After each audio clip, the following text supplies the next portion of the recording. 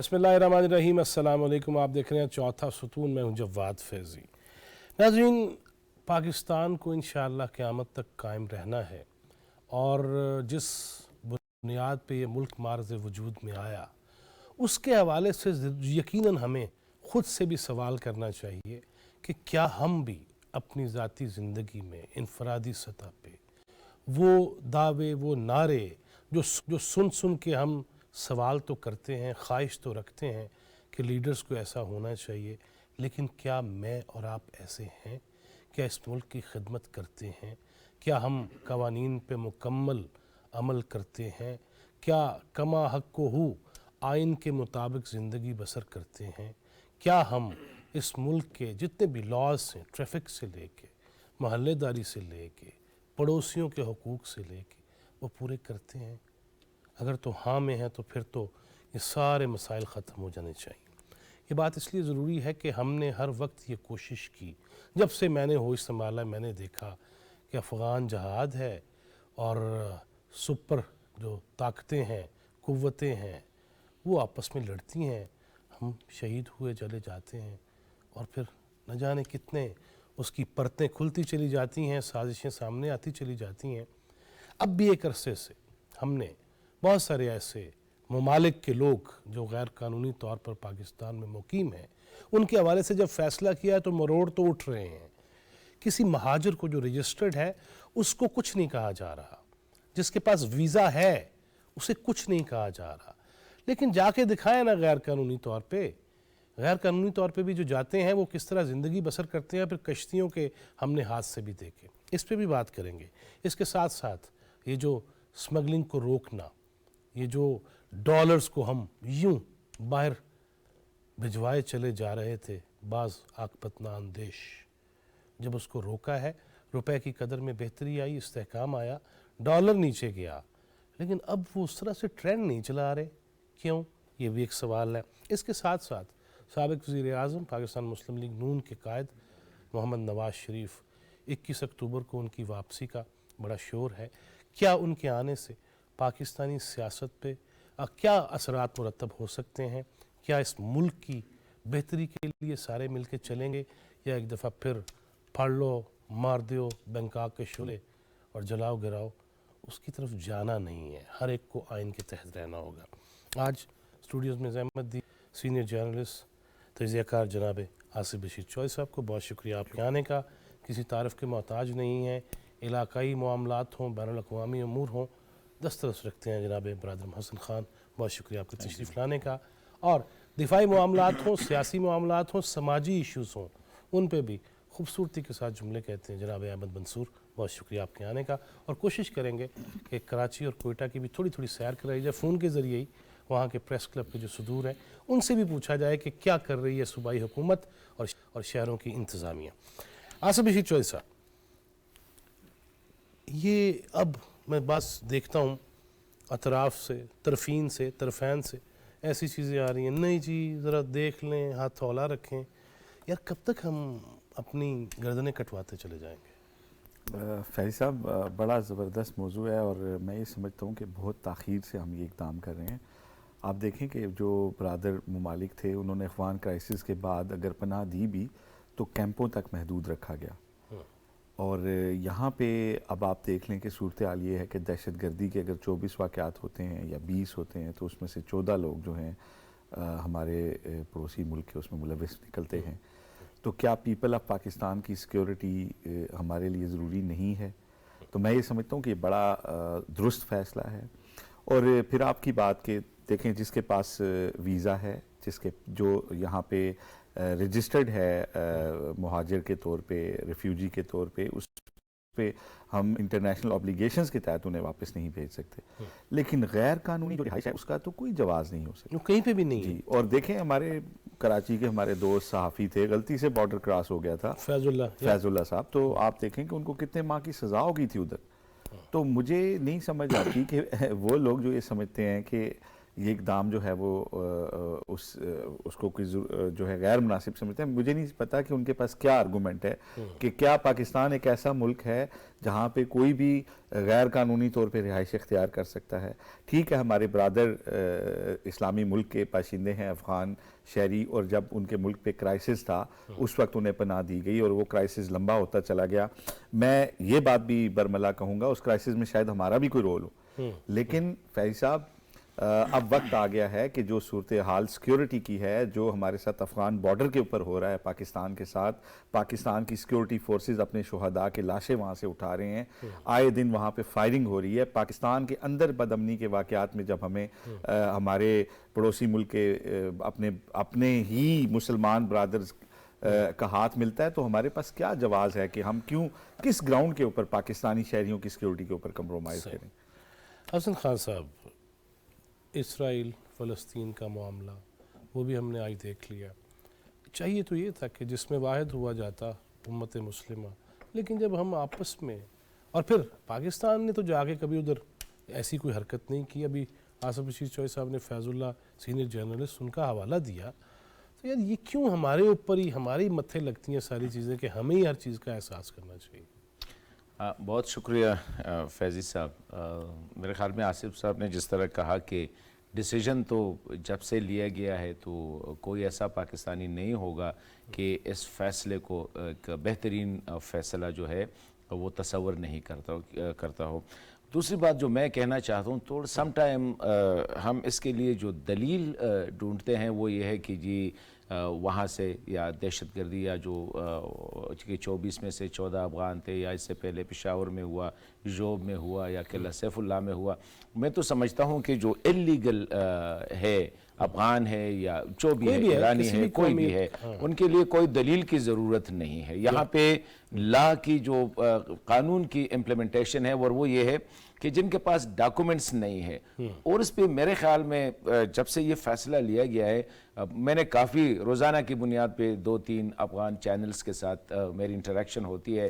میں ان کو ایک بات اس میں کوئی اپالوجیٹک ہمیں نہیں ہونا چاہیے. جی یہ ہمارا جو ہم چاہتے ہیں کہ اپنے گھر کو ان آرڈر کرے, کیونکہ بہت ہو گیا, تقریباً 45 سال سے افغانستان کی جو حالت ہو گئی اس کے قریب پاکستان کی بھی وہی حالت ہو گئی. ہمارا جو سب سے بڑا نقصان ہوا ہے افغانستان کی اس مسئلے میں, وہ تو اب بلین ڈالرز یا یہ جو 70-80 ہزار لوگ ان کو چھوڑے, ریپوٹیشنل کاسٹ آف دیکھے فیضی صاحب کہ اس وقت پوری دنیا میں پاکستان کو ایک ایسا ملک تصور کیا جاتا ہے جہاں پہ جو ایکسٹریمسٹ کی سپورٹ کرتا ہے, جو دہشت گردی کے سپورٹ کرتا ہے, دنیا میں جہاں بھی یہ سب سے بڑا, باقی چیزیں تو ریکور ہو جائے گی, مطلب ہے کہ ہمارے جو فائنانشل لاسز ہے یا ایون ہیومن لاسز ہے وہ تو آدمی جو ہے نا وقت کے ساتھ ایڈجسٹ کر دیتا ہے, لیکن یہ جو ریپوٹیشنل کاسٹ جسے میں کہتا ہوں یہ اتنا ہیوج ہے کہ اب جو فیصلہ ہوا ہے اس کے لیے کسی تعویل کی ضرورت نہیں ہے, اس پہ کوئی اپالوجیٹک ہونے کی کوئی ضرورت نہیں ہے. کلیئر کٹ ذرا آصف بشیر چودھری صاحب نے کہا کہ اس میں انلیگل مطلب ہے کہ کسی کے پاس ویزا نہیں ہے, نہ اس کے پاس جو ہے مہاجر کارڈ جس کو POR proof of registration card وہ نہیں ہے, وہ انلیگل ہے. خواہ وہ جو بھی ہے, خواہ وہ ایرانی ہے, خواہ وہ سیرین ہے, خواہ وہ عراقی ہے, سوڈانی ہے, نائجیرین ہے, بہاری ہے, بنگالی ہے, یا جہاں سے بھی ہے. تو میرے خیال میں یہ اچھا ڈیسیجن ہے. لیکن ابھی جو تھوڑا سا میں دیکھ رہا ہوں کہ اس کا ایک جو امیجیٹ ایک فائدہ تو ہوا, کل وزیر خارجہ ہمارے جیلانی صاحب اور امیر خان متقی صاحب کی میٹنگ ہوئی ہے سائیڈ لائن میں, وہ جو ہے ٹرانس ہمالیہ فورم جو ہے وہاں پہ ہوئے. یہ پہلی دفعہ ہوا ہے کہ افغانستان کے وزیر خارجہ نے یہ بات تسلیم کی, کیونکہ اس نے کہا کہ ہم یہ جو TTP کے دہشت گرد ہے ان پہ ہم پریشر اب ڈالیں گے, ہم کوشش کریں گے کہ, تو میرے خیال میں ان کا اس سے پہلے تو ان کا سٹیٹ اپ ایک ہمارے پیرے میں نہیں بیان تھا کہ نہیں جی وہ تو افغانستان میں ہے ہی نہیں, نہیں جی یہ تو پاکستان کا انٹرنل معاملہ ہے. دوسری بات جو میں لاسٹ میں کرنا چاہ رہا ہوں وہ یہ کہ جو افغان گورنمنٹ کا ریئیکشن تھا امارت اسلامی کا, میرے خیال میں وہ بہت زیادہ ان ڈپلومیٹک اور ایسا تھا, یا خواہ وہ ملا یعقوب کا بیان تھا, خواہ وہ ذبیح اللہ مجاہد کا بیان تھا. ٹھیک ہے پاکستان کی طرف سے ان کو اتنا سیریس نہیں لیا گیا جو اچھا ہے کیونکہ اس سے اسکلیٹ ہوتی ہے, شاید جو ڈپلومیٹک چیزیں وہ فردر اسکلیٹ ہو جاتی, لیکن میرے خیال میں کہیں نہ کہیں سائڈ سے اس کو کنڈیم کرنا چاہیے تھا کہ ملا یعقوب صاحب کو یہ پتہ نہیں ہے کہ اب پاکستان نے گزشتہ 45 سال سے 50 لاکھ مطلب ایک ٹائم پہ یہ 5 ملین افغان تھے, وہ یہاں پہ رہ رہے تھے. آج اگر پاکستان نے فیصلہ کیا ہے تو میرے خیال میں کوآپریشن کی وہ آنی چاہیے تھی کہ لیٹس اسلام آباد اور کابل بیٹھ کے اس کو فیسیلیٹیٹ کرے, خواہ وہ اللیگل ہے خواہ وہ ان رجسٹرڈ ہے. ایون ایک دن ابھی ہم نے فیصلہ کرنا ہے کہ یہ جو رجسٹرڈ ہے 1.3 ملین ہے یا 1.7 ملین ہے, ان کا بھی میرے خیال میں اب, کیونکہ افغان تو ابھی بڑی پراؤڈلی کہتے ہیں کہ افغانستان میں اب پاکستان سے امن بہتر ہو گیا ہے, ان کی اقتصاد پاکستان سے بہتر ہو رہی ہے. تو I think it is the time کہ اس فیصلے کو, کیونکہ میرے ساتھ جو ڈر ہے فیضی صاحب وہ یہ ہے کہ اس قسم کے فیصلے ہم نے پہلے بھی لیے تھے لیکن بعد میں کسی مصلحت کا شکار ہو کے اس پہ وہ خاطر خواہ عمل درآمد نہیں کرائی گئی. احمد منصور صاحب, چلیں یہیں سی بات شروع کرتے ہیں کہ پہلے بھی فیصلے لیے گئے لیکن میرا خیال ہے اب مصلحت کی غلطی گنجائش نہیں تھا, اب غلطی کی گنجائش کوئی نہیں ہے. کیا کہیں؟ بالکل فیضی صاحب, ابھی حسن خان صاحب نے اور راستہ بشیر چودھری صاحب نے بات کی اور آپ نے بھی وہی بات کی ہے. غلطی کی گنجائش نہیں ہے اور فیصلہ لے لیا ہے تو اس پہ اب کاربند ہونا ہے. اور جیسے پہلے پروگرام شروع ہونے سے پہلے بات کریں تھے, غالباً یہ 5ویں مرتبہ ہے کہ ریاست پاکستان نے یہ فیصلہ لیا ہے, لیکن اب ہم اس جگہ پہ پہنچے ہوئے ہیں کہ یہاں سے واپسی نہیں ہے. اب دیکھیں اس میں جو ایل ویل ہے جو اس کو ٹارگٹ کرتے ہیں اور اس کو ایک پروپیگنڈے کی شکل دے دیتے ہیں, اور جیسے پنجابی کارڈ, سندھی کارڈ, اسی طرح ایک پشتون کارڈ اس کی حقیقت ہے اور وہ افغانستان سے جڑی ہوئی ہے, اور اس کو بھی استعمال کرنا کہ یہ جو سرحد ہے یہ اس میں جو افغانستان کا موقف ہے اس کو یہاں سے بھی لوگ سپورٹ کر دیتے ہیں. اس چیز کو لے کے وہ اس کو دوبارہ بڑھاوا دینا شروع ہو گئے ہیں.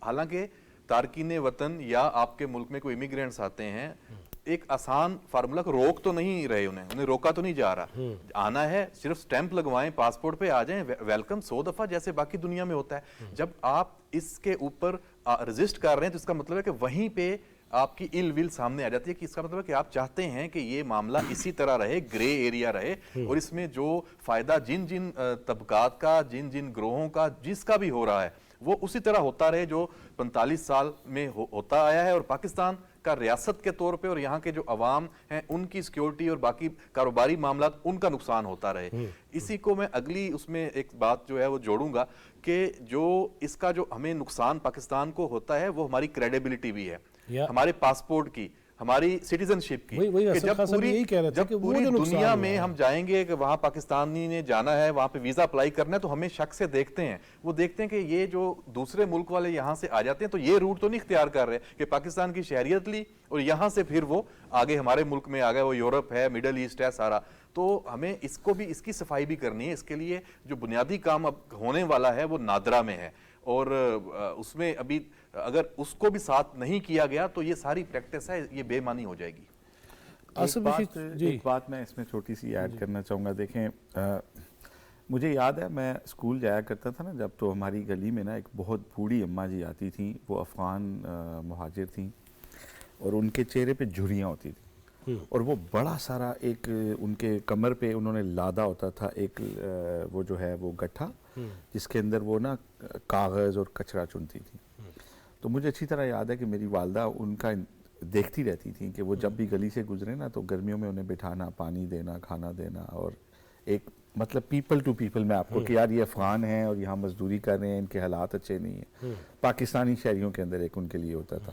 لیکن جب سے یہ ہمیں پتہ چلتا ہے نا کہ یار یہ خود کش دھماکہ ہوا ہے, اس کے اندر یہ افغان شہری تھے, یہ فلاں بیس کے اوپر اٹیک ہوا, اس میں یہ اتنے لوگ تھے. پھر آپ یہ دیکھیں کرکٹ میچوں کے اندر جس طرح کا ریئیکشن وہاں دبئی میں اور وہ پبلک کے, تو اس کے بعد پاکستان کے عوام بھی اب اس بات کو ایکسیپٹ کرتے ہیں کہ اگر ہمارے پڑوسی جو ہیں, جو جن کا آپ ظاہر ہے ایک ہمارے نزدیک تو پھر بھی ایک ہم ان کی عزت کرتے ہیں, ہمارے پڑوسی بھائی ہیں, لیکن اگر ان کو اتنی نفرت ہے تو اور ان کے ملک میں امن و امان بہتر ہے تو وہ اپنے ملک کیوں نہیں جاتے, پرسکون زندگی گزارنا چاہیے. بلکہ چھوٹے صاحب کل حماد غزنوی صاحب بھی اسی پروگرام میں ہی بات کر رہے تھے چوتھا ستون میں کہ وہ امریکہ گئے 2-3 مہینے رہ کے آئے, تو وہ یہ کہہ رہے تھے کہ وہاں پہ لیٹ سے پی ٹی آئی کے لوگوں نے مظاہرہ کیا ہے, پاکستانی ریاست کے خلاف, اداروں کے خلاف گفتگو کی, لیکن اس میں یہی جن کا آپ ذکر کر رہے ہیں وہ آ کے ایسے ایسے نعرے لگا کے چلے گئے اور انہوں نے کہا جی ہم بھی چونکہ پی ٹی آئی کے ہیں، اور وہ ایسی گفتگو کر گئے جس پہ بس شرمندہ ہی ہوا جا سکتا ہے. جی شرم فیض اللہ صاحب، کرے آ آپ جائے. نے ابھی پچھلے دنوں کی جو ویڈیوز ہیں سوشل میڈیا کی، میں ان کو دہرانا نہیں چاہتا، بڑی نفرت انگیز ویڈیوز تھیں ہماری کرنسی کے حوالے سے، اچھا ہمارے جی جھنڈے کے حوالے سے. چوہے صاحب، تھوڑی سی میری ہمیشہ کوشش یہ ہوتی ہے کہ جو ناظرین ہیں ان کو کوئی امید کی بات بھی کہی جائے، کوئی حوصلہ دیا جائے. لا تقنطوا من رحمت اللہ کی رحمت سے نا امید تو نہیں ہونا چاہیے، اور حافظ صاحب بھی یہی کہتے ہیں. معاشی اشاریے کچھ عرصے سے جو ہم نے دیکھے ہیں، میں پھر چاہوں گا اس پہ بھی گراؤنڈ لگایا جائے. روپے کی قدر جس طرح گراوٹ کا شکار ہوئی، اور مطلب سیاپا پڑ گیا تھا کہ کیسے ادائیگیاں کیسے. اب جو یہ چند ہفتوں سے جو ہم دیکھ رہے ہیں روزانہ کی بنیاد پہ ڈالر سستا، پاکستان روپیہ جو پاکستانی وہ اوپر جا رہا ہے، کیا لگتا ہے کہ یہ بھی ہضم تو نہیں ہو رہا ہوگا بہت ساری قوتوں کو؟ فیض صاحب دیکھیں، یہ جو مصنوعی روپے کی گراوٹ تھی نا، جو کہ کیا میں کہوں کہ جو لوگ ملک کے خلاف ایک کام کر رہے تھے کہ ڈالر کی وہ ذخیرہ اندوزی، اور وہ ان کو تو بڑی حد تک لگام ڈالی گئی ہے. یہی وجہ ہے کہ روپیہ آپ دیکھیں کہ کتنی اس نے پچھلے 1-2 ماہ کے اندر میرا خیال ہے سب سے طاقتور کرنسی کے طور پہ اس نے اپنی جگہ واپس بنانی شروع کی ہے. لیکن اگر آپ ملک کی اوورآل اکانومی کی بات کریں تو یہ ملکوں کی اکانومی نہ تو دنوں میں بیٹھتی ہے اور نہ ہی دنوں میں کھڑی ہوتی. وقت لگتا ہے. ہمارا جو بنیادی ایشو ہے نا وہ یہ ہے فیض صاحب کہ دیکھیں، آپ اگر ایک مکان کی، آپ جو اوپر آپ کی چھت پہ ٹینکی ہے اس میں اگر آپ پانی ڈال دیتے ہیں، اس کو فل کر دیتے ہیں، لیکن اگر نیچے گھر کے اندر ٹوٹیاں کھلی ہوئی ہیں 10 12 15، تو وہ کتنی دیر تک چلے گی؟ جو پیسے آپ لے کے آتے ہیں آئی ایم ایف سے یا دوست ممالک سے یا اب وہ آپ کے 6 ماہ گزر جاتے ہیں، 1 سال گزر جاتا ہے. بیسیکلی آپ وہ جو ریفارمز ہیں نا، آپ کے اخراجات ہیں، سرکاری اخراجات ہیں. اب جن دنیا کے ملکوں کی ہم مثالیں دیتے ہیں، جن کی اکانومی کی بات ہم کرتے ہیں، دیکھیں وہاں پرائم منسٹر کے پاس چائے پلانے والا بندہ نہیں ہوتا. تو اگر تو ہم نے اپنے آپ کو ہم سب کو اپنے طور پہ چینج ہونا ہے. ہم سب نے ٹیکس دینا ہے. ہم نے ٹیکس کی چوری چھوڑ، جو لوگ ٹیکس نہیں دیتے وہ ملک کے اندر کیسے کہہ سکتے ہیں کہ مجھے فیسلٹیز جو ہیں وہ کم ملتی ہیں، جب ہم ٹیکس ہی نہیں دے رہے دیانتداری سے. تو میرا خیال ہے اب ہمیں ملک کا سوچنا ہوگا، اپنے سے زیادہ ملک کا سوچنا ہوگا. تو ہمیں دیانتداری سے ٹیکس دینا ہوگا. جو لوگ سرکاری دفاتر میں، انہیں سرکاری وسائل کو بچانا ہوگا. جو ٹیکس کلیکشن کے ذمہ دار ہیں وہاں پہ میجر ریفارمز کی ضرورت ہے. یہ ساری چیزیں، اس میں پالیسی میں تبدیلی لانی ہوگی اور پھر اس کو اپلائی کرنے میں بھی کچھ وقت لگے گا. اگر ہم ان ریفارمز کو نہیں اپناتے تو میرا خیال ہے کہ یہ اکانومی کے حوالے سے جو اشاریے ہیں یہ وقتی ہیں. اس میں خدا نخواستہ میں پھر کرائسس کی صورتحال کا یقیناً سامنا اگر ہم کرنا نے پڑ خود ہی خیال نہ رکھا تو پھر. حسن خان صاحب، جس طرح ابھی چوہے صاحب یہ فرما رہے ہیں کہ اس میں تو جو ٹیکس نہیں دیتا اس کو دینا بھی چاہیے، تب جا کے کہے نا کہ میرے یہ حق نہیں مل رہے، لیکن پہلے تو وہ اس میں آئے تو صحیح، نیٹ کے اندر تو شامل ہو. دوسرا یہ بتائیے گا کہ جو ہم روز کی بنیاد پہ یہ سن رہے تھے کہ اتنے ڈالرز غائب ہو گئے اور پھر سمگلنگ ہو گئی، وہ جب سے رکی ہے تب سے بھی تو وہ مافیاز جو ہیں وہ تو بن پانی کے مچھلی کی طرح ہو گئے ہوئے ہیں. دیکھیے فیضی صاحب، میرے خیال میں یہ جو چودھری صاحب نے جو اشارہ کیا، یہ تو وہ ایڈمنسٹریٹو ڈیسیجن اور یا ایک احساسی ذمہ داری ایز اے شہری کی طور پر ہے. لیکن یہ جو سمگلنگ تھا، دیکھیں پاکستان ایک ایسا ملک ہے جس کے 2 بڑے نیبرز جو ہے وہ ڈالر سٹارو کنٹری جسے کہتے ہیں کہ وہ افغانستان ہے اور وہ ایران ہے. اور یہ سمگلنگ صرف افغانستان نہیں ہو رہی تھی، ایران بھی ہو رہی تھی. نمبر 1. دوسری بات یہ کہ دیکھیں ایران سے ملینز آف لیٹر، یہ نہیں ہے کہ 1000 2000 3000، مطلب یہ کہ ملینز لیٹر جو پیٹرول تھا وہ سمگل ہو رہا تھا، اور یہ عام آدمی نہیں کر رہا تھا. نہ افغانستان کو جو سمگلنگ ہو رہی تھی یہ عام آدمی نہیں کر رہا تھا. یہ ایسے لوگ تھے، 3 قسم کے لوگ تھے ابھی ان کے کہ وہ تینوں بڑے امپورٹنٹ پوزیشنز ہولڈر ہیں. لیکن حسن بھائی یہاں پہ سرفراز بگٹی صاحب نے جو پریس کانفرنس میں کہا تھا نا کہ اب اگر لوگ انوالو ہوں گے تو کورٹ مارشل ہوگا، میرا خیال ہے وہ اس کا ادراک ہے کہ جہاں جہاں جو بھی ہوگا. بالکل اللہ کرے، اور میرے خیال میں اس دفعہ تھوڑی سی امید جو ہے وہ آئی ہے. لیکن میں ایک بات جو کہنا چاہ رہا ہوں، دیکھیں ہم نے آپ کو اگر یاد ہو ریسنٹلی مسئلہ آیا تھا کوئلے کا، جب پرائم منسٹر شہباز شریف اس وقت اس نے کوئلے کی بات کی اور اکراس دا بارڈر اس کی قیمت جو ہے وہ ڈبل سے ٹرپل ہو گئی. تو پاکستان میں اتنا کوئلہ نکل آیا، خود یہ کوہاٹ میں بلوچستان میں کہ آج میں سمجھتا ہوں کہ اگر یہ دوبارہ اجازت نہ دیتے تو پاکستان میں اپنا کوئلہ انپ اور وہ بھی ٹھیک ٹھاک وہ جس کو کہتے ہیں وہ سٹینڈرڈ والا کوئلہ. اسی طرح بھی ابھی ہم خبریں سن رہے ہیں کہ کپاس کی فصل اچھی ہو رہی ہے, کپاس پہ ہم ملینز آف ڈالر جو ہے کپاس امپورٹ کرتے ہیں, لیکن آج اگر فیصلہ کرے کہ جب تک یہ ہماری اپنی فصل ہے ہم امپورٹ پہ پابندی لگائے, اپنے لوگوں کو اگر ہم تھوڑا سا انکریج کرے. اسی طرح یہ مختلف ہمارے جو منرلز ہے یا جو دیگر ریسورسز ہے جو یہاں پہ ہے, کیونکہ ہمارے ہاں پرابلم یہ ہے کہ the easiest route یہ ہے کہ یہ امپورٹ کرے.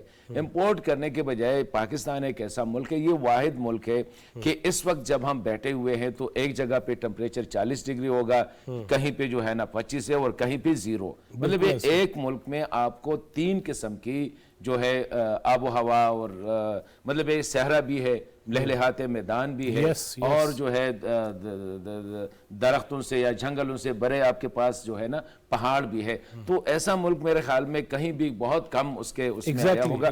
رسپانسبلٹی, سینس آف رسپانسبلٹی اور ایک rule of law. Rule of law میرے اور آپ کے لیے نہیں, جو ہمارے لیے بھی ہے, لیکن جو رسپانسبل ہے, خواہ وہ جرنیل ہے, خواہ وہ بیروکریٹ ہے, خواہ وہ میڈیا وہ ہے, خواہ وہ ہمارے ججز ہے, تھوڑا سا اگر دیکھا جائے تھوڑی سی سسٹم میں اگر ہم امپرومنٹ لائے تو میں سمجھتا ہوں کہ یہ جو ہمارا پاکستان ایک ایسا ملک ہے, میں کہتا ہوں 2-3 سال میں it will be a totally different country.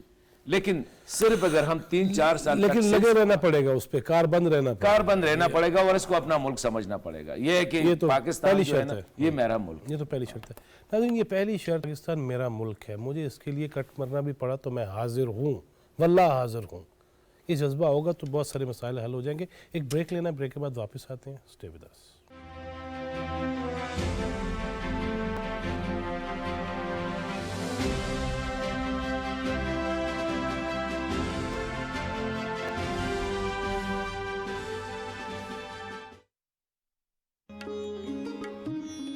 میرا خیال تھا کہ فارمل ایجوکیشن سے اگر میں لکھنا پڑھنا چاہتا ہوں تو اس میں کوئی مدد نہیں ملے گی. ادب ایک تمدنی ادارے کے طور پہ ریلیونٹ ہے آج کے معاشرے میں؟ میرا خیال نہیں ہے. کروڑوں روپے کا اشتہار دے دیں کسی کتاب کا, وہ نہیں بکے گی. وہ بکتی ہے صرف ورڈ آف ماؤتھ سے. ورڈ آف ماؤتھ سے. شاعری آپ سے تقاضا اتنا کرتی ہے کہ جو بے پرواہی سے پڑھنا چاہتے ہیں وہ تو پسند ہی نہیں کرتے. جو چیز آدمی امیجن کر سکتا وہ ایجاد نہیں کر سکتا. منیر نیازی جو تھا اس جیسا آدمی تو کوئی اور تھا نہیں شاید.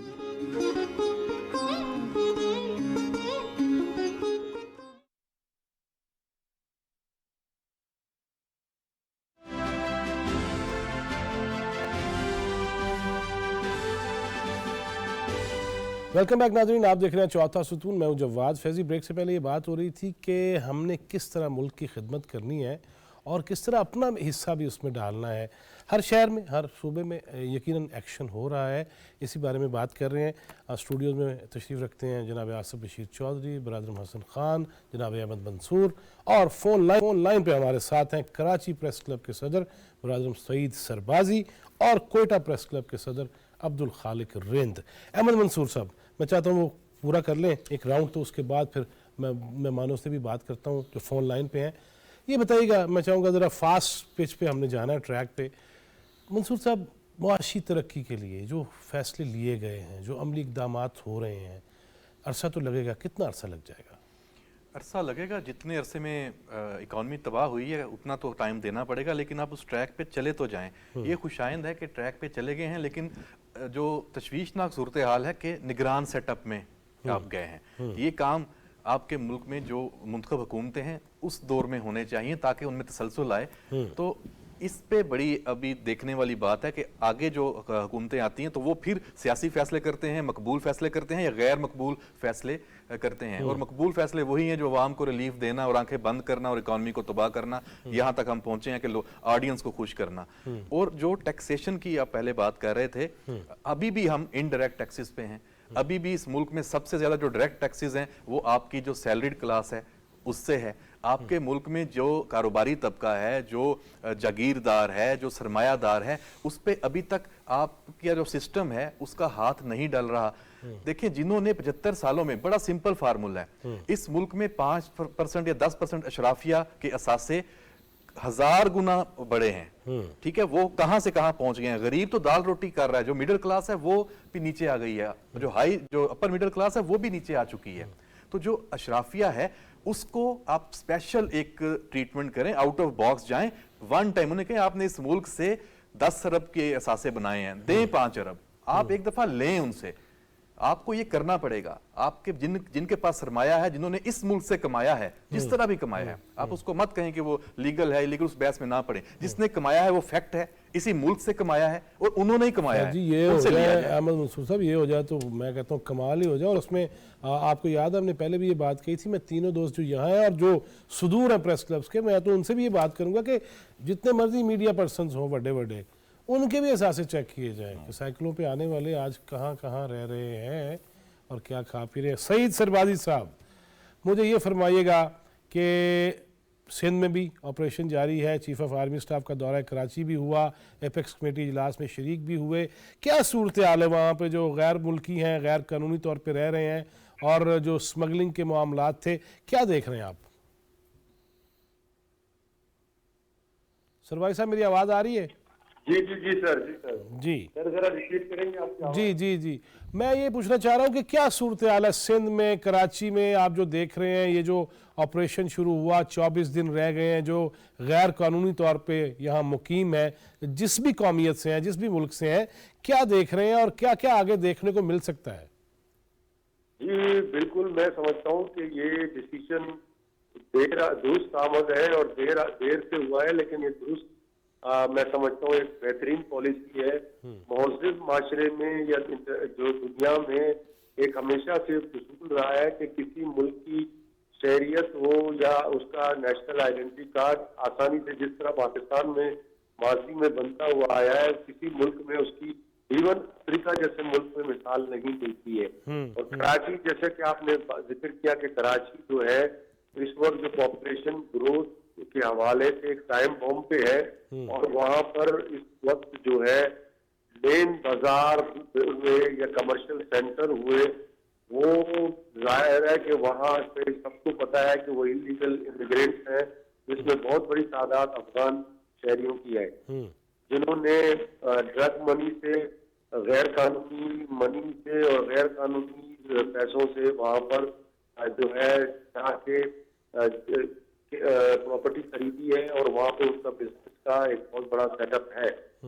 अब इस वक्त तो उन्होंने ज़ाहिर डेडलाइन दी है, और इस वक्त के मुताबिक जो हमारी इतलात है कि इस वक्त तक तो कोई कार्रवाई नहीं हुई है, लेकिन वो मैं समझ रहा हूँ कि वो होमवर्क किया जा रहा है उसके खिलाफ बहुत बड़े क्रैकडाउन की। और इससे जो है मैं समझता हूँ कि अगर वाकई अगर क्रैकडाउन किया जाए तो उसमें कराची की आबादी को और पाकिस्तान की मैशियत को मैं समझता हूँ कि बहुत बड़ा पॉजिटिव अप्रोच होगा, और इसमें जो है लोकल्स को, खासकर जो मकामी लोग हैं, उनको बहुत फायदा होगा। सही सही। रिंद साहब साथ ही, सॉरी सरबाई साहब साथ ही रहिएगा। अब्दुल खालिक रिंद साहब, जिस तरह सरबाई साहब फरमा रहे हैं, आपका सूबा तो उसमें अफगानिस्तान भी है, ईरान का बॉर्डर भी है, तो क्या सूरत हाल है? मसाइल तो आपके ज़्यादा नहीं होंगे सिंध की निस्बत? जी बिल्कुल, आप दुरुस्त कर रहे हैं कि इस किस्म के मसाइल यहाँ पे बिल्कुल मौजूद हैं। जहाँ तक इलीगल इमिग्रेंट्स का ताल्लुक है, जिसके खिलाफ अब एक कैंपेन शुरू हो गई, एक ऑपरेशन का सिलसिला शुरू कर दिया गया है। यकीनी तौर पर उसके हवाले से बलूचिस्तान में भी ये होगा, और उसके लिए एक मैकेनिज्म के तहत जो इलीगल इमिग्रेंट्स हैं उनको वापस भेजा जाएगा। देखिए, दुनिया के किसी भी मुल्क में आप देख लें, वहाँ पे जाने के लिए एक पूरा मैकेनिज्म होता है, एक तरीक़ाकार होता है, जिसके लिए एक वैलिड डॉक्यूमेंट्स की जरूरत पड़ती है आपको, जिसके लिए वीजा होता है, उसके तहत आप जाते हैं। यहाँ पे ये सूरत हाल हुई कि माजी में जिस तरह से हमसाया ममालिक से इमिग्रेंट्स है, अगर आप बोर्ड किसी एक लैंग्वेज के बोलने वाले नहीं, बल्कि यहाँ पे मुख्तलिफ लैंग्वेज बोलने वाले और मुख्तलिफ कौमियतों से ताल्लुक रखने वाले लोग आए, बहुत बड़ी तादाद में आए। अब सूरत हाल ये है कि उनकी वजह से यकीनी तौर पे हमारा जो मुल्क है उस पर एक बोझ तो जरूर पड़ा है। जब तक, जहाँ तक बलूचिस्तान की ताल्लुक है, यहाँ की मईशत तो बाकी मुल्क से इसकी सूरत हाल बिल्कुल एकसर अलग है। यहाँ की मईशत बहुत ही कमजोर है, यहाँ पर रोजगार के मौके न होने के बराबर हैं। ऐसे में एक बहुत बड़ी तादाद अगर इलीगल इमिग्रेंट्स यहाँ पे आती है और यहाँ पे वो रहती है तो उसका बोझ तो जरूर पड़ेगा। अब ये देखना है कि इसको जरूरत इस बात की है कि जो ऑपरेशन शुरू किया जा रहा है इलीगल इमिग्रेंट्स के खिलाफ, वो एक शफाफ अंदाज में मेरिट की बुनियाद पे हो और एक पॉलिसी में तसलसल होना चाहिए। ताकि ऐसा ना हो कि जी 1 महीने के बाद या 2 महीने के बाद ये सिलसिला रुक जाए। कोई भी पॉलिसी हो, चाहे वो इलीगल इमिग्रेंट्स के हवाले से शुरू की गई है या मईशत की बेहतरी के लिए गई है, जब तक पॉलिसियों में तसलसल नहीं होगा मेरे ख्याल में उसके नताज उस तरह से नहीं निकल पाएंगे इस तरह का हम सोच रहे हैं। अच्छा जी, एक फाइनल राउंड भी सारे दोस्त ही मौजूद हैं। चौधरी साहब, सियासत में अदम बर्दाश्त हमने देखी, 9 मई का वाक़या देख लिया और बहुत कुछ उसमें देख लिया। अब वो हम देख नहीं सकते, there is no doubt about it कि अब वो हम नहीं देख पाएंगे और ना ऐसा होना चाहिए। लेकिन मुस्लिम लीग नून के कायद आ रहे हैं नवाज शरीफ, उनके आने पे आप क्या समझते हैं, सियासत पे क्या असरात होंगे और माहौल क्या देख रहे हैं?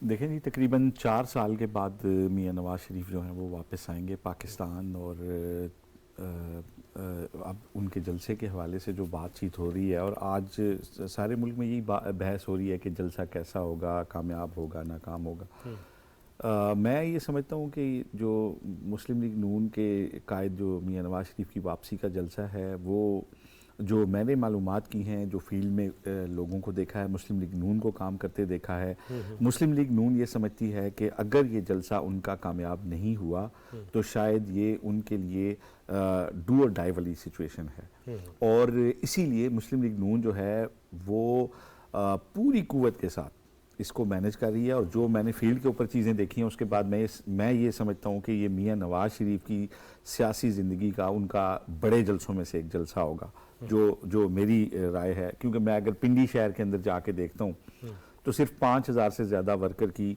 ट्रेन की सीट बुक की गई है। अच्छा। जबकि मेन जुलूस जो है वो जाना है मोटरवे से जाना है, ठीक है जी।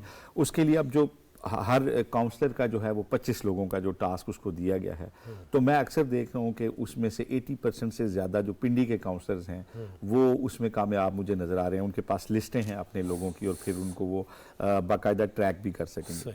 तो मैं ये समझता हूँ ये तो जलसे की बात होगी। अब क्या होगा, मियाँ साहब आ जाएंगे तो क्या हो जाएगा, मुल्क को क्या उसका, देखें ऐसा नहीं है। क्योंकि मुस्लिम लीग नून के अगर आप जलसे का एनालिसिस करें तो शायद उसमें 60% से ज़्यादा लोग आपको वो मिलेंगे जो 40 साल या उससे ज़्यादा उम्र के। ये वो लोग हैं जो आपको शायद ट्विटर पे कम नज़र आते हैं, जो फेसबुक पे वो नहीं लगाते कि देखिए जी मैं जलसे पे जाने लगा हूँ। ये वो लोग हैं जो मतलब आपको वैसे फील्ड में मिलते हैं, अपने काम काज कुछ नौकरी पेशा भी मिलेंगे, मुख्तलिफ शोबों में कारोबारी उसमें मिलेंगे, लेकिन शायद वो सोशल मीडिया पे उतने एक्टिव नहीं है कि आपको बिरयानी की प्लेट की भी तस्वीर बना के दें कि मैं ये खाने लगा। तो मैं ये समझता हूँ कि जलसा तो हो जाएगा।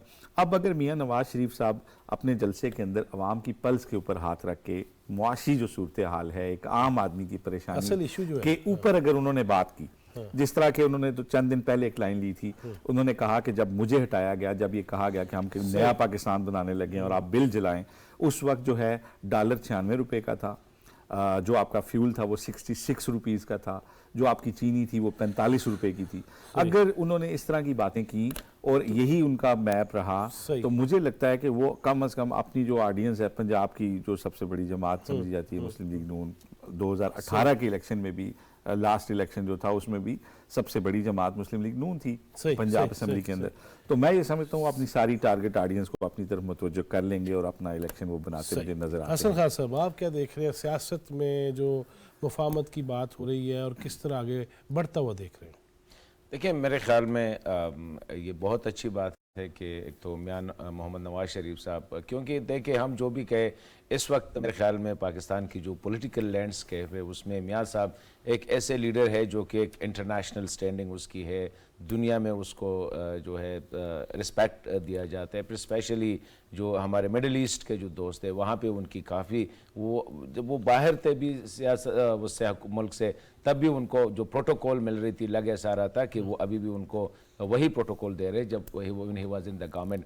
दूसरी बात यह है कि मेरे ख्याल में तवक्कुआत भी बहुत ज़्यादा है, लोग यही समझते हैं कि और शायद ऐसा हो भी کہ جب میاں صاحب حکومت میں رہے تو تھوڑا سا ملک میں ڈیولپمنٹ، کہیں سے سڑکیں بن رہی ہے، کہیں سے موٹر وے بن رہی ہے، کہیں سے ایئرپورٹ بن رہے ہیں، ایک ایکٹیویٹی ہوتی ہے. اسی طرح بزنس کمیونٹی کے لیے بھی ایک بہت بڑا وہ ہے کہ وہ شاید اس پہ زیادہ فوکس کریں گے. تو میں سمجھتا ہوں کہ اس وقت باقی اگر آپ دیکھیں تو واحد جو سمجھا جاتا ہے تو وہ میاں صاحب ہے. ابھی جو چودھری صاحب نے کہا کہ وہ ایجنڈا کیا سیٹ کرتا ہے اس وقت ملک میں، جو سب سے بڑا جس ایجنڈے کی ضرورت ہے وہ معاشی سٹیبلٹی، یعنی معاشی استحکام وہی نمبر ون. باقی یہ جو چیزیں ہیں نا کہ کس نے ماضی میں کیا ہے، میرے خیال میں اس کے لیے بعد میں بھی ہو سکتا ہے کہ کس نے کیا میاں صاحب کے ساتھ یا بلاول صاحب کے ساتھ وغیرہ وغیرہ، اس کے لیے اگر بعد میں رکھے ٹاپ پہ ایجنڈا یہ رکھے کہ معاشی جو استحکام ہے وہ، تو میں سمجھتا ہوں کہ یہ کراؤڈ پولر بھی ہوگا اور لوگوں کی تھوڑی سی امید بھی بن جائے گی اس ملک سے. صحیح. احمد مسعود صاحب. فیضی صاحب، جلسہ 21 اکتوبر کا بہت کامیاب ہوتا ہے، کم ہوتا ہے، میری رائے میں اس کو تو فی الحال محفوظ رکھوں گا. لیکن ایک بات میں ضرور کروں گا کہ میاں صاحب جب 4 سال پہلے یہاں سے گئے تھے، بظاہر اپنی مرضی سے گئے تھے، لیکن خوشی سے تو نہیں گئے تھے. ایک جبر کی صورتحال تھی اور اس ملک کی جو جوڈیشری تھی اور اس وقت کا جو GHQ تھا یا سارا، وہ سب کے سامنے معاملہ ہے. اب واپس آ رہے ہیں تو یقینی طور پہ ان ساری جگہوں سے وہ چیزیں اس طرح موجود نہیں ہیں. ایک اوپن نیس ہمیں نظر آ رہی ہے سب کے لیے، جس کو کہتے ہیں لیول پلینگ فیلڈ. تو آنا ان کا خوشائند اس لیے بھی ہے کہ ایک ملک کا بڑا جو سیاسی لیڈر ہے، جب وہ اس ملک کے سیاسی منظر نامے سے اس کو ہٹا دیا گیا تھا تو آپ کے ملک سے سیاست تو ختم ہو گئی. جمہوریت تو بالکل ایک کمزور ترین پوزیشن پہ چلی گئی. آپ کی پارلیمنٹ پچھلے 4 سالوں میں اس سے بری پارلیمنٹ پاکستان کی تاریخ میں شاید نہیں ہوگی، جس میں اپوزیشن کو پنپنے ہی نہیں دیا جا رہا تھا، اس کی آواز کو دبایا گیا تھا. تو یہ ہونا بڑا نیک شگون ہے. اس سے اس ملک میں جو ہم دوبارہ جمہوریت کے صحیح جمہوریت کے راستے پہ جا سکتے ہیں. تمام جو بڑے پولیٹیکل لیڈرز ہیں ان کو یہاں ہونا چاہیے. ہاں، جو یہ بیانیہ اور یہ بات کہ میاں جدوں آئے گا لگ پتہ جائے گا، تو اس کو تھوڑا چینج ہونا چاہیے. یہ پتہ لگانے نہ آئیں کسی کو. ہاں، اس دفعہ آئیں حالت بہتر کرنے کے لیے آئیں. یہ میری ضرور ایک سبمیشن ہوگی. سربراہ صاحب میری آواز آ رہی ہے؟ اچھا جی. بشیر میمن صاحب بھی اب استقبالیہ جو ہے وہ کیا کہتے ہیں آرگنائزیشن جو ہے اس کے وہ کنوینر ہیں، وہ کمیٹی جو ہے، تو کیا دیکھ رہے ہیں کراچی سے کیا آواز ہے؟ دیکھیں، کراچی میں تو میں سمجھتا ہوں ویکیوم ہے. نواز شریف کی پارٹی نون لیگ کے لیے بالکل ویکیوم ہے. لیکن گزشتہ کئی دہائیوں سے ہم نے دیکھا ہے کہ کراچی میں وہ اس طرح سے کام نہیں ہوا جو نون لیگ کے. لیکن میں سمجھتا ہوں کہ کراچی بہت بڑا شہر ہے اور وہاں پر نون لیگ کے لیے بہترین مواقع موجود ہیں کہ وہ دیکھیں ریپلیس کر سکتے ہیں بہت سی چیزوں کو. مطلب وہاں پر دیکھیں ایک ووٹ بینک تو MKM کا رہا، لیکن اور اس کے علاوہ وہاں پر PTI نے بھی وہاں پر جو ایک ویکیوم تھا اس کو بھی پور کرنے کی کوشش کی. اور پیپلز پارٹی بھی اسٹرگل کرتی رہی ہے وہاں پر کہ وہ دو علاقے تھے لیاری اور ملیر سے پیپلز پارٹی کا ووٹ بینک تھا. لیکن پیپلز پارٹی نے کچھ ایسے علاقوں سے بھی جا کے وہاں بنے وہ بھی مطلب لوکل لوگ وہاں سے نہیں تھے لیکن باہر کے لوگ تھے. تو میں سمجھتا ہوں کہ نون لیگ کو ویسے تو دیکھیں سندھ کو ہمیشہ سے میں سمجھتا ہوں کہ وہاں پر پولیٹیکل پارٹی کی ایک ضرورت ہے اور وہاں کام کرنے کی ضرورت ہے. لیکن گزشتہ کئی دفعہ ہم نے دیکھا ہے کہ نون لیگ جب اقتدار میں آتی ہے تو وہ اس کا محور صرف پنجاب ہوتا ہے. لیکن وہ اگر بلوچستان میں خاص کر کوئٹہ اور بلوچستان میں بھی اس کے پاس جگہ ہے، میں سمجھتا ہوں کہ لوگ اس کو ویلکم کریں گے. اور کراچی میں بھی وہ اسپیس موجود ہے نون لیگ کے لیے کہ بس وہاں پر، اور اندرون سندھ کی بھی میں بات کروں کہ وہاں پر بھی پہلے بھی ہم نے دیکھا ماضی میں غوث علی شاہ صاحب تھے، لیاقت فتوی صاحب تھے اور ایسے لیڈران تھے کہ وہاں پر. تو میں نہیں سمجھتا ہوں کہ وہاں پر نون لیگ کے لیے، لیکن شرط یہ ہے کہ نون لیگ وہاں پر جا کے کیمپ لگائے اور وہاں پر اور لوگ موجود ہیں کہ وہ ان کو ویلکم کریں گے. اچھا سر بھائی صاحب، ایسے ایک اور بھی سوال ہے میرا کہ GDA JUI یہ پچھلے دنوں میں دیکھ رہا تھا ان کی ملاقاتیں پھر کہ اکٹھے ہو کے آگے بڑھیں گے اور پتہ نہیں کیا کچھ کر دیں گے، وہ کیا صورتحال ہے؟ انٹیریئر سندھ میں کیا دیکھ رہے ہیں؟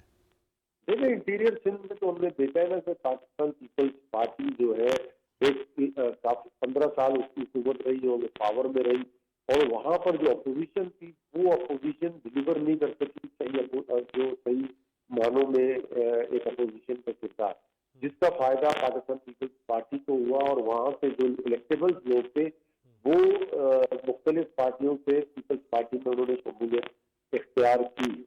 لیکن وہ ایسا بھی نہیں ہے کہ پاکستان پیپلز پارٹی نے ظاہر ہے کہ 15 سال وہاں حکومت کی ہے، لیکن وہاں پر گراؤنڈ موجود ہے ایک بہترین اپوزیشن کے لیے. اب لوگوں میں سمجھتا ہوں کہ دیکھیں پہلے ایک یہاں پر جس طرح سے آپ سے بات کی میں چیز دوہراؤں کہ نواز شریف کو ایک کریڈٹ جاتا ہے لندن میں، اس نے میثاق سے جمہوریت کے حوالے سے محترمہ بے نظیر بھٹو تمام پولیٹیکل پارٹیز کا ایک ایگریمنٹ شاید آپ کو یاد ہو. یس بالکل ہے جی، بالکل. اس ایگریمنٹ کو اگر آپ لے کے چلیں اور اس میں تمام پولیٹیکل پارٹیز کو پہلے دیکھیں ایک الائنسز بنتی تھی ایم آر ڈی کی صورت میں، اے آر ڈی کی صورت میں، یا پنجاب میں مختلف صورت میں. تو پولیٹیکل پارٹیز سے بڑی غلطیاں بھی ہوئی ہیں نا کہ انہوں نے بجائے کہ اب پنجاب کی اگر میں بات کروں اور پنجاب میں کوئی الائنس بنے تو میں نہیں سمجھتا ہوں کہ پی ٹی آئی وغیرہ جو ہے وہ جیت سکتے ہیں. اس طرح سے اگر کوئی سندھ کے اندر بھی کوئی میکنزم بنا، الائنسز بنے، اب جس طرح جے یو آئی کا بڑا انفلوئنس ہے، میں نہیں سمجھ جے یو آئی بڑی اسٹرانگ پارٹی بن کے ابھری ہے گرو سنگھ، اور خاص کر کراچی میں جو مضافات ہے ادھر ایسے چیزیں موجود ہیں کہ وہ وہاں پر گین کر سکتی ہے، لیکن وہ تنہا گین نہیں کر سکتی ہے. اس کو نون لیگ اور جی ڈی اے اور دوسری پارٹیوں جو جن کے ساتھ مل کے اگر انہوں نے ایک اچھا الائنس بنایا تو میں سمجھتا ہوں کہ وہ سب ٹائم وہ اہمیت اختیار کر سکتے ہیں. اچھا عبدالخالق رند صاحب، بلوچستان میں کیا صورتحال ہے؟ آئندہ سیاسی اتار چڑھاؤ کیا دیکھتے ہیں؟ کیا اتحاد دیکھتے ہیں؟ اور نواز شریف صاحب کی واپسی کے بلوچستان کی سیاست پہ بھی کوئی اثرات دیکھ رہے ہیں؟ جی بالکل. دیکھیں مسلم لیگ نون ہمیشہ سے بلوچستان میں ایک مؤثر اور بڑی جماعت رہی ہے. یہاں پہ مسلم لیگ نے 12 حکومتیں بنائی ہیں، ان کے مختلف وزراء اعلیٰ یہاں پہ آتے رہے ہیں. 2013 کے الیکشن کے بعد بھی مسلم لیگ نون یہاں سے سب سے بڑی جماعت بن کے ابھری تھی. تاہم میاں نواز شریف نے ڈاکٹر عبدالمالک بلوچ کی قیادت پہ اعتماد کرتے ہوئے 2.5 سال کے لیے ان کو وزیر اعلیٰ نامزد کیا تھا، یاد ہوگا آپ کو. اس کے بعد نواب ثناء اللہ زہری یہاں پر وزیر اعلیٰ رہے. اس وقت موجودہ جو سابق اسمبلیاں ٹوٹنے سے کچھ روز قبل بلوچستان سے بہت بڑی تعداد میں الیکٹیبلز کی ایک ملاقات ہوئی ہے میاں شہباز شریف سے. یہاں بلوچستان میں یوں نظر آ رہا ہے کہ میاں نواز شریف کی واپسی پر بلوچستان سے بہت بڑی تعداد میں وہ الیکٹیبلز جو بارہا بلوچستان اسمبلی کے ممبر رہ چکے ہیں یا بلوچستان سے قومی اسمبلی کے ممبر رہ چکے ہیں، وہ مسلم لیگ نون میں ان کی شمولیت کے واضح امکانات نظر آ رہے ہیں. اگر یہ شمولیتیں ہو جاتی ہیں تو یہ یقینی طور پہ کہا جا سکتا ہے کہ مسلم لیگ بلوچستان میں عددی اعتبار سے ایک بڑی جماعت بن کر سامنے آ سکتی ہے.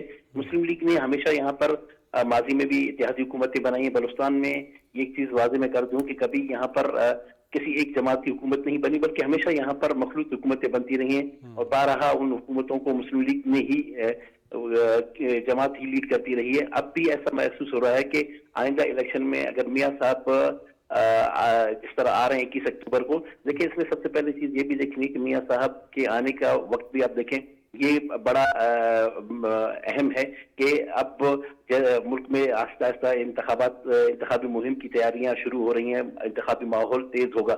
تو میاں صاحب کے آنے سے جہاں مسلم لیگ نون کو پنجاب میں یا وفاق میں ایک فائدہ پہنچے گا، یہ بالکل اس کا اثر یہاں بلوچستان میں بھی نظر آئے گا، اور بلوچستان میں مسلم لیگ نون کو میاں نواز شریف کی واپسی سے کافی تقویت ملے گی. اچھا مجھے یہ بتائیے گا رند صاحب کہ مولانا فضل الرحمان صاحب یہ فرما رہے تھے کہ میرے ٹھنڈ لگ دی جنوری میں اور وہ الیکشن اس موسم میں نہ ہو. بلوچستان کی کیا موسم کی صورتحال ہوگی اگر جنوری کے اینڈ پہ الیکشن ہوتے ہیں تو؟ جی بالکل. دیکھیں بلوچستان کے نصف سے زائد اضلاع میں نومبر کے شروع سے موسم میں سرما کا آغاز ہو جاتا ہے، اور اکثر اوقات یہاں پہ درجہ حرارت نقطہ انجماد سے بھی نیچے گر جاتا ہے، مائنس میں ٹیمپریچر چلا جاتا ہے، بارشیں یہاں پہ ہوتی ہیں، برف باری کا بھی موسم ہوتا ہے. تو اس موسم سرما میں یقیناً ایک تھوڑی سی مشکل کی صورتحال ہوگی. لیکن ہم نے یہ دیکھا کہ ماضی میں یہاں پر سرد موسم میں بھی الیکشن ہوتے رہے ہیں. نصف بلوچستان میں یقیناً موسمی حالات اثر انداز ہوں گے، لیکن باقی آدھے بلوچستان میں ایسے حالات نہیں ہوں گے. تو یہ کہنا کہ پورے بلوچستان میں الیکشن ممکن نہیں ہے یا ان پہ موسم کے اثرات پڑیں گے، تو ایسا نہیں ہے. لیکن یہ ہے کہ جو سرد اضلاع ہیں وہاں پہ ضرور موسم سرما کا اثر ہوگا. اور پھر جیسے آپ جانتے ہیں کہ جمعیت علماء اسلام بلوچستان کی ایک بہت بڑی مؤثر ایک پارلیمانی جماعت ہے، جس کی بلوچستان اسمبلی میں ہمیشہ مؤثر ایک نمائندگی رہی ہے. گزشتہ اسمبلی جو توڑی گئی تھی اگست میں، اس میں بلوچستان اسمبلی میں دوسری تیسرے نمبر کی بڑی جماعت جمعیت علماء اسلام تھی، جس کی 11 MPs ایوان میں موجود تھے. بہت شکریہ آپ کا رند صاحب، بہت شکریہ سربازی صاحب، تھینک یو آصف رشید چوہے صاحب، حسن خان صاحب بہت مشکور و ممنون ہوں، احمد منصور صاحب آپ کی نوازش، آپ تشریف لائے. ابھی بات ہوئی نا کہ مخلوط حکومتیں بلوچستان میں بنتی رہی ہیں، لیکن اس سے پہلے یہ بات ہوئی کہ احساس محرومی ہے، جابز نہیں ہیں، بہت کمیاں ہیں. فیصلہ کیجئے، یقیناً آپ کا یہ حق ہے، آپ کا یہ فرض ہے، لیکن مسئلے حل ہونے چاہیے. ہم صرف اسلام آباد میں آنیاں جانیاں نہ دیکھتے رہ جائیں لوگوں کی، وہاں کے لوگوں کے مسئلے حل ہونے چاہیے، اور جو انہیں ووٹ دیں وہ ان سے سوال بھی کریں. اللہ کرے کہ پاکستان کی تمام تر سیاسی جماعتیں، مذہبی جماعتیں، جتنے طبقات فکر ہیں، ان کے اندر پاکستانیت سب سے پہلے ہو، پرائرٹی پہ ہو، معاشی معاملات بہتر ہوں، تبھی یہ ملک آگے بڑھے گا، اور انشاءاللہ بڑھے گا. اب ہر بندہ بہت سیاںا ہو گیا، اس پہ بہت ٹرینڈ چلتے ہیں. حقائق پہ نظر رکھیے، اچھی باتوں کو آگے پھیلائیے، اور فیک نیوز سے بچنے کی کوشش کیجیے. اللہ ہمیں پاکستان کی خدمت کی توفیق دے اور آسانیاں تقسیم کرنے والا بنائے. جواد فیضی، چوتھا ستون ٹیم کو اجازت دیجیے. اللہ نگہبان.